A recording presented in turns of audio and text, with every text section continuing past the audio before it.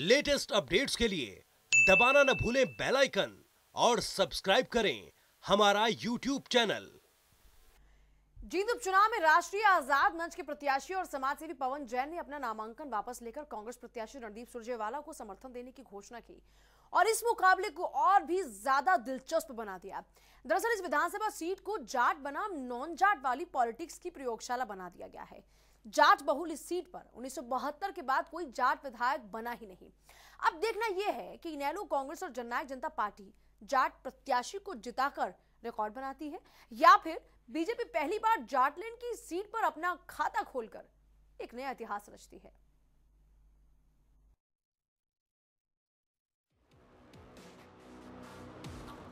हरियाणा में लोकसभा चुनाव से ठीक पहले होने जा रहे जींद विधानसभा के उपचुनाव को लेकर सभी प्रमुख पार्टियों ने सियासी गोटियां सजा दी है। दरअसल सत्तारूढ़ बीजेपी ने सीट पर जहां पंजाबी कार्ड खेला है, तो वहीं कांग्रेस, जननायक जनता पार्टी और इनेलो ने जाट प्रत्याशी पर दांव लगाया है। वहीं जींद विधानसभा उपचुनाव प्रचार के दौरान कांग्रेस उम्मीदवार रणदीप सिंह सुरजेवाला ने एनएलडी और जेजेपी पर जमकर हमला बोला। सुरजेवाला ने अपने ग्रामीण प्रचार अभियान की शुरुआत कंडेला गांव के ऐतिहासिक चबूतरे से की। इस दौरान सुरजेवाला ने कहा कि हरियाणा का इतिहास जींद लिखता है और जींद का इतिहास कंडेला खाप का चबूतरा लिखता है और पूरे हरियाणा को दिशा देता है। यहाँ से रास्ता सीधा हरियाणा के सचिवालय तक जाता है। हरियाणा का इतिहास जींद लिखता है और जींद का इतिहास कंडेले का चबूतरा लिखता आया है।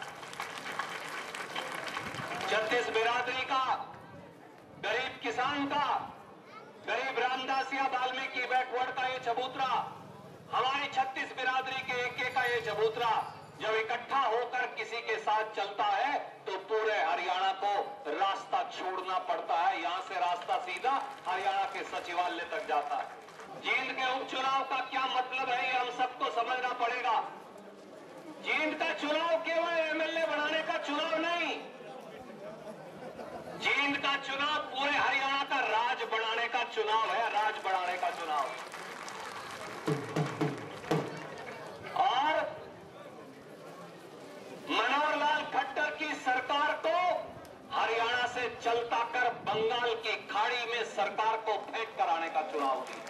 उन्हीं अजय सिंह चौटाला और ओम प्रकाश चौटाला जी ने कंडेले के अंदर, गुड़कड़ी और भैन के अंदर जिस प्रकार से हिंसा का नंगा नाच किया था, दर्जनों किसानों की जाने गई, गरीबों की जाने गई, 250-300 से ज्यादा लोग गोलियों से घायल हुए, परंतु कंडेले के ऐतिहासिक चबूतरे से जींद जिले के लोगों ने कह दिया कि हम मर सकते हैं, झुक नहीं सकते।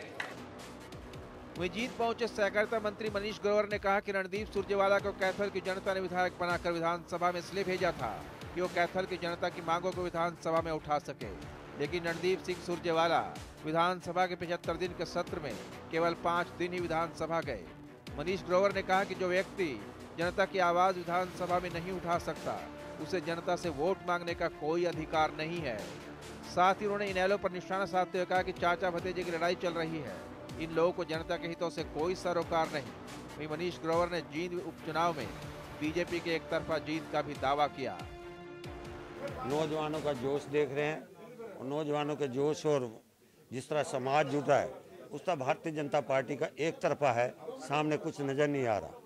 कदावर नहीं है, वो कदावर नहीं है जो कैथल विधानसभा से एमएलए है और वो अपनी विधानसभा सत्र में भी नहीं आता।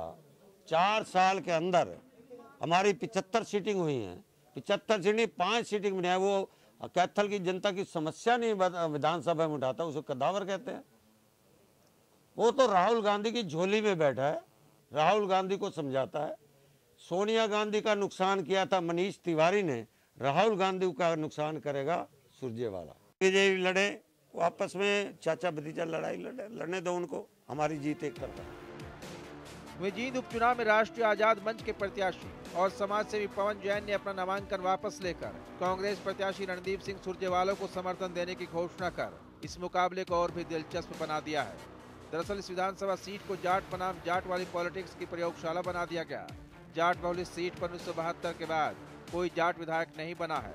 देखना यह कि इनेलो, कांग्रेस, और जननायक जनता पार्टी जाट प्रत्याशी को जिताकर रिकॉर्ड बनाते हैं, या फिर बीजेपी पहली बार जाटलैंड की सीट पर अपना खाता खोलकर इतिहास रचती है। जनता टीवी के लिए जींद से विजेंद्र कादियान की रिपोर्ट। लेटेस्ट अपडेट्स के लिए दबाना न भूलें बेल आइकन और सब्सक्राइब करें हमारा YouTube चैनल।